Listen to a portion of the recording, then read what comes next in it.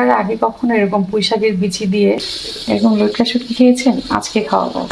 তো আমি লইট্টা শুটকিগুলো হচ্ছে একটু ভালো করে গরম পানি দিয়ে একটু হালকা, এটার ভিতরে যে বালু থাকে এগুলো ফেলে নিব, তারপর ধুয়ে নিব পরিষ্কার করে, ভিতরে যে কাটা আছে এগুলো ফেলে নিব। এরপরেই তো আমি কিন্তু কাটা ছাড়িয়ে সুন্দর করে এগুলো বের করে নিয়েছি। এখানে তেল দিয়ে দিছি। এটা কিন্তু আমার খুব পছন্দের একটা খাবার। এগুলোর সঙ্গে কিন্তু এগুলো দিয়ে দিব, কারণ এগুলো ভাজা ভাজা হয়ে যাবে, তাহলে আর বেশি টেস্ট মনে হবে।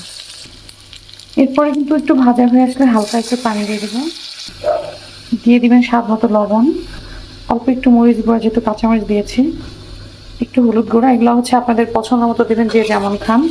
আর অতিরিক্ত মশলা না দেওয়াই সবসময় ভালো যে কোনো তরকারিতে। মাংসের ব্যাপারটা হচ্ছে আলাদা, কিন্তু মাছের ব্যাপারে আমি আসলে খুবই মশলা কম খাই। এটাকে একদম ভালো করে কষিয়ে নেব। জানি না আপনারা কে কিভাবে রান্না করেন, যদি নতুনভাবে কিছু করেন অবশ্যই আমাকে কমেন্টে জানাবেন। তবে এইভাবে একবার করে খাবেন, আমার বিশ্বাস আপনাদের অনেক বেশি ভালো লাগবে। মশলাটা কষিয়ে যখন এরকম তেল উঠে উঠে আসবে, তখন আপনারা দিয়ে দেবেন হচ্ছে এই পুঁইশাকের বিচিগুলো। এগুলো দিয়ে একটু ভালো করে কষিয়ে নেবেন। এটা একটু ঢাকনা দিয়ে ঢেকে ভালো করে কষিয়ে নেবেন।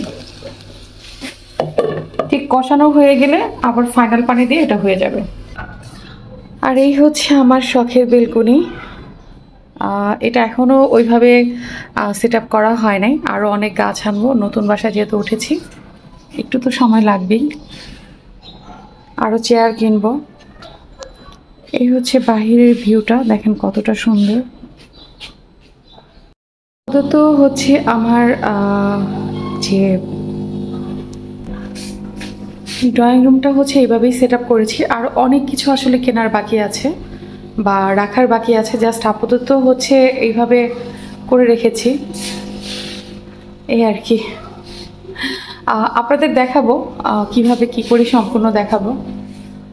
আপাতত এইভাবেই দেখাচ্ছি, কারণ হচ্ছে ওইভাবে এখনও তেমন কিছু করি নাই, পর্দা লাগানো বাকি আছে, আরও অনেক কিছু। আজকে আমার হচ্ছে মাছগুলাকে খাবার দিইনি, এই যে খাবারগুলো দিয়ে দিলাম, দেখেন কত সুন্দর দৌড়ে দৌড়ে চলে আসছে।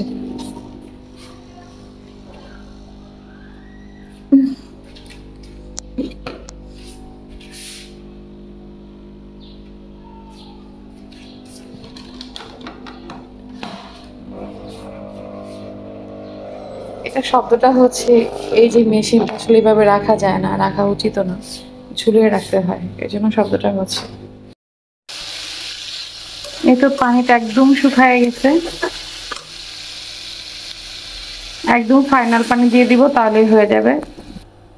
যেহেতু একটু হালকা শক্ত শক্ত এই ডাটাগুলো, তাই একটু বেশি করে পানি দিয়ে দিলাম। এটা শুকিয়ে একদম যখন ভাজা ভাজা হয়ে আসবে তখন নামিয়ে নেব। এই তো আমার ভাজি কিন্তু একদম কমপ্লিট, একদম ভাজা ভাজা হয়ে গেছে। আর এটা খেতে এত বেশি টেস্ট, একবার ট্রাই করে দেখবেন, আশা করি আপনাদের অনেক বেশি ভালো লাগবে।